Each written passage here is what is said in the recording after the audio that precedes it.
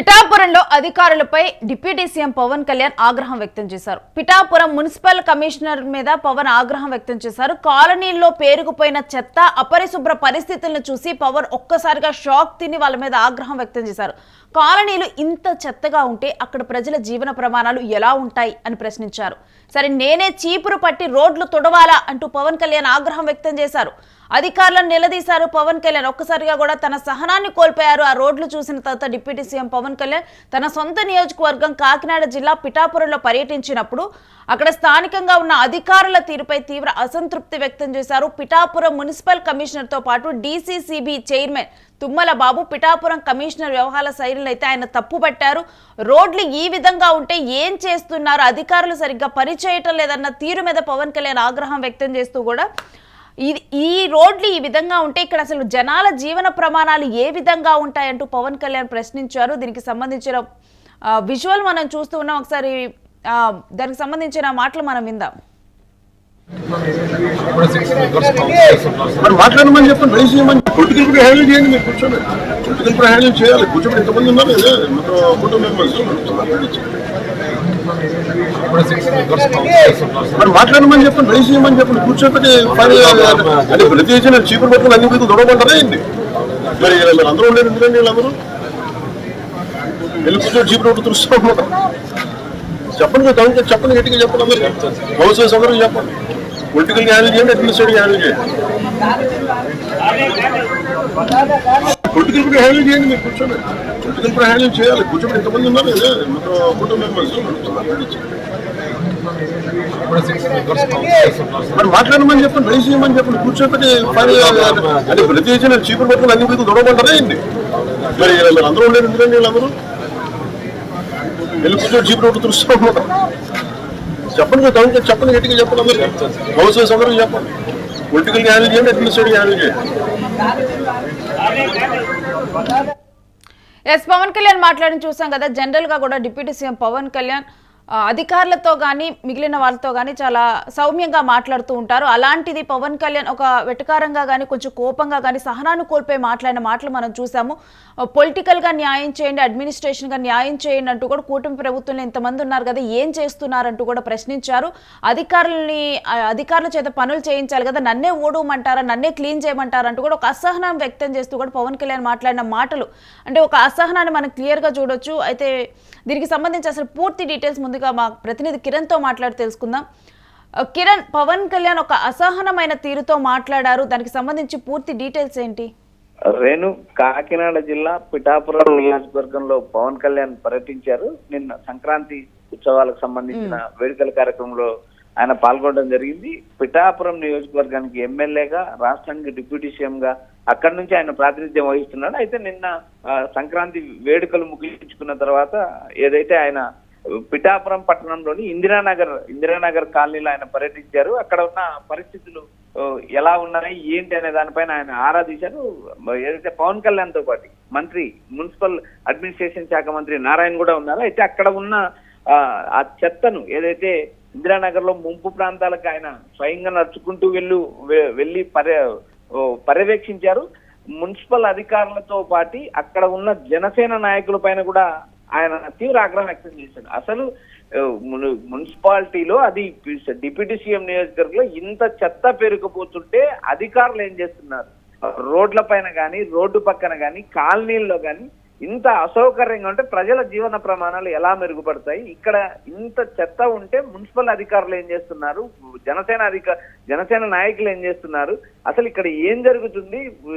ఈ చెత్తను నేనే రోడ్డు పట్టుకొని చెత్తను ఊడ్చాలనా అంటూ ఆయన ఒక విధమైన అసహనం వ్యక్తం చేశారు. పవన్ కళ్యాణ్ మొట్టమొదటిసారిగా ఇంత అసహనం వ్యక్తం చేసిన పరిస్థితి లేదు. కాలనీలో ఎక్కడ చూసినా చెత్త పేరుకపోతే ప్రజలు ఎలా ఉంటారు, వాళ్ళ జీవన ప్రమాణాలు ఎలా ఉంటాయి, నేనే వచ్చి చీపురు పట్టుకొని తుడవాలా అంటూ పవన్ కళ్యాణ్ సీరియస్ అయ్యారు. ఎందుకంటే గతంలో ఎప్పుడు కూడా అధికారులతో సౌమ్యంగాను సానుకూలంగా మాట్లాడే పవన్ కళ్యాణ్ ఒక్కసారి ఆగ్రహం వ్యక్తం చేశారు. అయితే కిరణ్, ఇక్కడ అబ్జర్వ్ చేయాల్సిన ఒక పరిస్థితి కనిపిస్తూ ఉంది. ఏంటంటే కూటమి నేతలు ఇంతమంది ఉన్నారు కదా, ఏం చేస్తున్నారు అన్నారు. మనం ఇప్పుడున్న ప్రభుత్వంలో కనుక చూసుకుంటే కూటమి ప్రభుత్వంలో ఒకవైపు ఏమో సీఎం చంద్రబాబు ఏమో మంత్రుల మీద కోపడుతూ ఉన్నారు, మరొక వైపు ఏమో ఇక్కడ కింది స్థాయి కేడర్ మీద కానీ అధికారుల పనితీరు మీద కానీ ఎప్పటికప్పుడు కూడా పవన్ కళ్యాణ్ సీరియస్ అవుతున్నారు. అంటే కూటమి ప్రభుత్వంలో అది పైన అధిష్టానం కింద ఎవరు కూడా సరిగ్గా పనిచేయని ఒక నేపథ్యం కనిపిస్తూ ఉంది. ఎస్ వేణు, ఇక్కడ ప్రధానంగా కూటమిలో 3 పార్టీలు ఉన్నాయి. ఈ 3 పార్టీలకు సంబంధించిన నేతలు ఉన్నారు. టీడీపీ, జనసేన, బీజేపీ 3 పార్టీలు ఉన్నాయి. 3 పార్టీ నేతలు ఏదైతే పై స్థాయిలో వారి మధ్య ఏదైతే కోఆర్డినేషన్ ఉంది, కింది స్థాయికి వచ్చే లోపు ఏదైతే జనసేన ఎమ్మెల్యేలు ఉన్న చోట అధికారులు ఒక విధంగాను, టీడీపీ ఎమ్మెల్యేలు ఉన్న చోట అధికారులు మరోలా ప్రవర్తిస్తున్నారంటూ క్షేత్రస్థాయి నుంచి సమాచారం లభిస్తుంది. అదేవిధంగా ఏదైతే ఇప్పుడు పవన్ కళ్యాణ్ నియోజకవర్గంలో అక్కడ ఉన్న టీడీపీ మాజీ ఎమ్మెల్యే వర్మ ఉన్నారు. వర్మ కీలక నేతగా ఉన్నారు, ఆయన పట్టించుకునేది లేదు. ఇటు బీజేపీ నుంచి కూడా కొంతమంది కీలక నేతలు ఉన్నారు.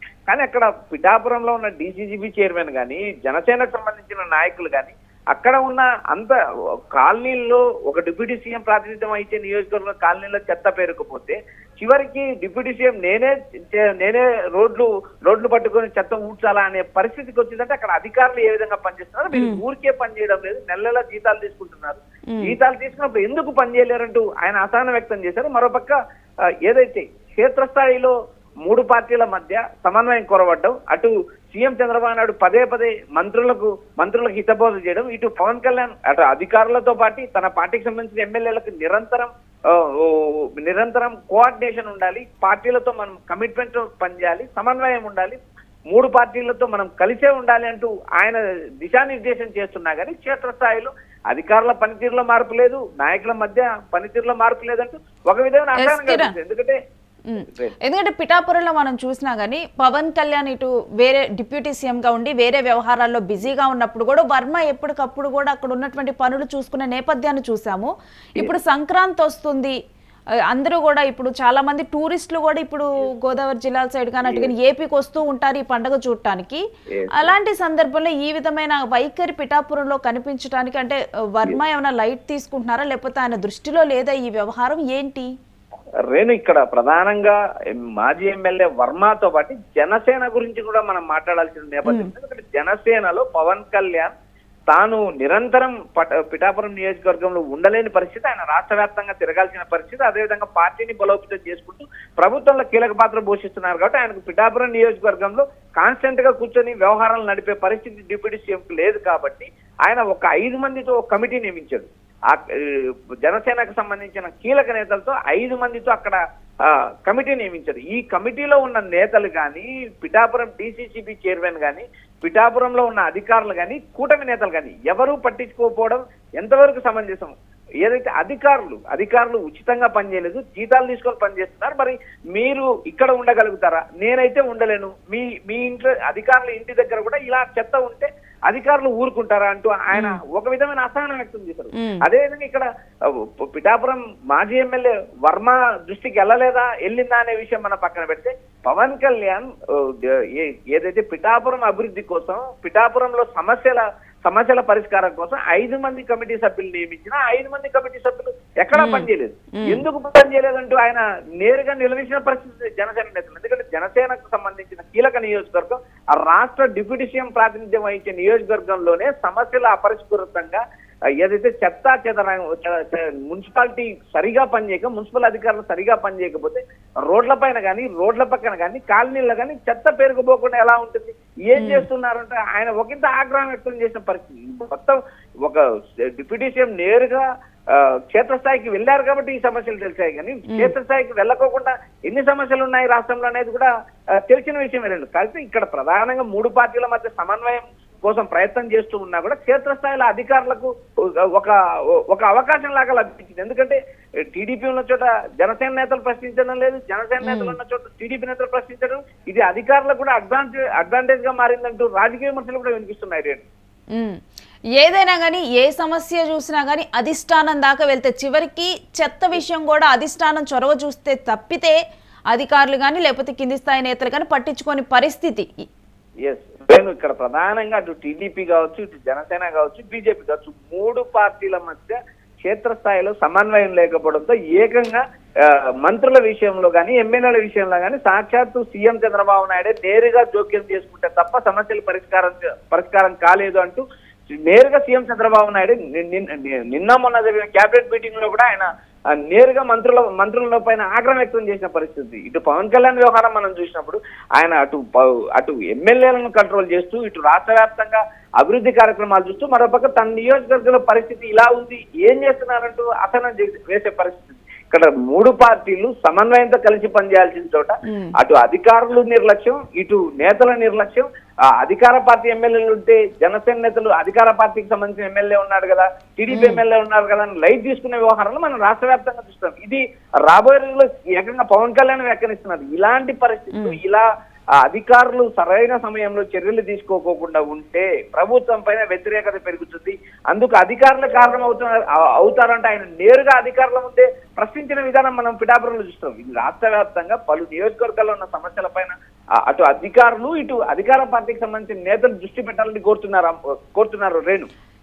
Stay with us. మీ దగ్గర నుంచి మరిన్ని అప్డేట్స్ తీసుకుంటాం. ఇక పిఠాపురం మున్సిపల్ కమిషనర్ తో పాటు డీసీసీపీ చైర్మన్ తుమ్మల బాబు పిఠాపురం కమిషనర్ వ్యవహార శైలిని డిప్యూటీ సీఎం పవన్ కళ్యాణ్ తప్పుపట్టారు. మనం విజువల్స్ లో చూస్తున్నాం కదా. అదే సమయంలో మంత్రి నారాయణ కూడా అక్కడ పక్కనే ఉండటం జరిగింది. ఇక అక్కడ అధికారులతో మాట్లాడారు, అక్కడ ఉన్నటువంటి కింది స్థాయి నేతలతో మాట్లాడారు. మీరేం చేస్తున్నారు, కూటమి నేతలు ఏం చేస్తున్నారంటూ ప్రశ్నించారు. మీరందరూ కూడా అధికారులతో పని చేయించుకోవాలి కదా, అక్కడ రోడ్లు ఇలా ఉంటే మీ ఇంటి దగ్గర ఇలాంటి పరిసరాలు ఉంటే మీరు యాక్సెప్ట్ చేస్తారా, ఏం చేస్తున్నారంటూ ఆయన ప్రశ్నించారు. కాలనీలో పేరుకుపోయిన చెత్త, అపరిశుభ్ర పరిస్థితులను చూసి ఆయన అసహనాన్ని వ్యక్తం చేశారు. కాలనీలు ఇంత చెత్తగా ఉంటే అక్కడ ప్రజల జీవన ప్రమాణాలు ఏ విధంగా ఉంటాయంటూ ప్రశ్నించారు. నేనైతే ఇలాంటి చోట ఒక్క రోజు కూడా ఉండలేను, అసలు నేనే చీపురు పట్టి రోడ్లు తొడవాలా అంటూ అధికారులను నిలదీశారు. మనం ఇప్పుడు కూటమి ప్రభుత్వంలో ఒక వైఖరి చూస్తే కనుక పైన అధిష్టానం నుంచి ఆదేశాలు ఉన్నప్పటికీ కూడా అధికారులు పూర్తి స్థాయిలో కూడా పనిచేయని ఒక నేపథ్యం చూస్తూ ఉన్నాము. ఏమవుతుంది, అది పైన ఉన్నటువంటి అధిష్టానం సీరియస్గా తీసుకొని దాన్ని క్వశ్చన్ చేస్తే తప్పితే కింది స్థాయి నేతలు కూడా అధికారులతో సమన్వయం చేసుకోపోవటం, ఎక్కడికక్కడ కూడా సమన్వయ లోపాలు అనేవి కనిపిస్తూ ఉన్నాయి. అధిష్టానం ఎంత అంటే ఒక సమస్య గురించి ఎంత పట్టించుకొని అధికారులకు ఆదేశాలు ఇచ్చినప్పటికీ కూడా అవి పూర్తి స్థాయిలో అమలు కావటం లేదు. కింది స్థాయి మనం చూసినా కానీ ఎమ్మెల్యేలు కార్యకర్తల మధ్య గ్యాప్, మంత్రులు ఎమ్మెల్యేల మధ్య గ్యాప్, ఈ విధంగా కూడా ఎక్కడికక్కడ కూడా ఎవరికి వారే యమునా తీరే అన్నట్లుగా ఉంది. కానీ అన్ని పరిస్థితులను అయితే చక్కదిద్దుకొని వెళ్ళేటువంటి నేతలు చాలా కూటమి ప్రభుత్వంలో చాలా కొరవడ్డారనే చెప్పాలి. ఇక పిఠాపురంలో పారిశుద్ధ్య నిర్వహణ విఫలమవుతున్న నేపథ్యంలో గుడ్ మార్నింగ్ పిఠాపురం కార్యక్రమాన్ని కూడా తానే స్వయంగా నిర్వహించాలా అని పవన్ తీవ్రంగా ప్రశ్నించారు. ప్రజలకు కనీస సదుపాయాలు అందించడంలో మున్సిపల్ యంత్రాంగం నిర్లక్ష్యంగా వ్యవహరిస్తోందంటూ అన్నారు. పిఠాపురం అభివృద్ధి కోసం పిఠాపురం ఏరియా డెవలప్మెంట్ అథారిటీ ప్రకటించినా దాని అమలు విషయంలో వేగం లేకపోతే ప్రయోజనం ఏముంటుందని ప్రశ్నించారు. ఎస్, ఈ పాయింట్ కరెక్టే కదా. ఏదైనా ఒక ప్రోగ్రాం ప్రశ్నించిన తర్వాత, ఒక ప్రోగ్రామ్ని అనౌన్స్ చేసిన తర్వాత దానికి సరైన కార్యక్రమాన్ని గ్రౌండ్ లెవెల్లో నిర్వహించినప్పుడు ఏదైనా ఒక కార్యక్రమాన్ని చెప్పి ప్రయోజనం ఏముంటుంది? రేపు అది ప్రభుత్వానికి కేవలం ఈ కార్యక్రమం చెప్పారు కానీ దాని ద్వారా జరిగిన అభివృద్ధి ఏంటని ప్రజలు రేపు ప్రభుత్వాన్నే ప్రశ్నిస్తారు.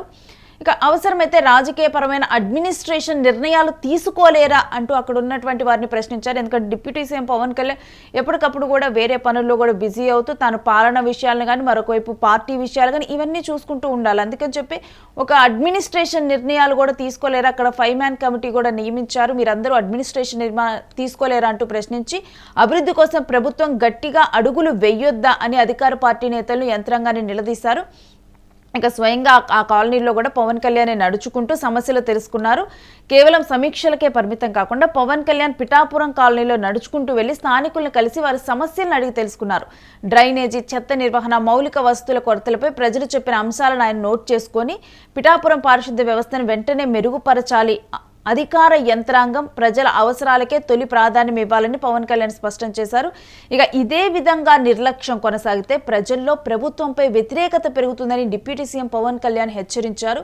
మనం చూస్తూ ఉన్నాం. ఈవెన్ అంటే ప్రతిపక్షానికి అవకాశం ఇవ్వకూడదు అన్న వైఖరిలో కొనసాగుతూ ఉన్నారు. కానీ దీనికి మాత్రం కింది స్థాయి వాళ్ళైతే కోఆపరేట్ చేయని నేపథ్యం కనిపిస్తుంది. అందుకనే ప్రభుత్వంపై వ్యతిరేకత పెరుగుతుంది దీనివల్ల అని చెప్పి డిప్యూటీ సీఎం అయితే మరోసారి వాళ్ళకి గుర్తు చేసి, ఇక్కడ ఉన్నటువంటి మున్సిపల్ అధికారులు చూస్తూ ఉన్నాం కదా విజువల్స్లో, మొత్తం కూడా చెత్త పెరిగిపోయి దాంట్లో మురుగునీరు ప్రవహిస్తూ కూడా ఈ విధమైన దృశ్యాలు అక్కడ కనిపించాయి. ఒక్కసారిగా కూడా ఇవి చూసిన తర్వాత ఇది సంక్రాంతి టైము, చాలా మంది కూడా వేరే ప్రాంతాల్లో ఉండే వాళ్ళు కూడా ఏపీకి రావటం చూస్తారు. ఆ సమయంలో ఇంకా కూడా పిఠాపురం కానీ ఇవి డెవలప్ అవ్వలేదని చూసినప్పుడు కూటమి ప్రభుత్వం వచ్చిన తర్వాత కూడా ఇదే వైఖరి కొనసాగితే, ఇదే రకమైన వాతావరణం కొనసాగితే ఏంటి ప్రయోజనం అని చెప్పి కూడా వారందరూ కూడా డెఫినెట్గా అనుకుంటారు. అందుకని చెప్పి పవన్ కళ్యాణ్ ఇమీడియట్గా కూడా దీన్ని క్లియర్ చేయాలి అన్నట్లుగా కూడా ఆయన ఆదేశాలు ఇచ్చారు.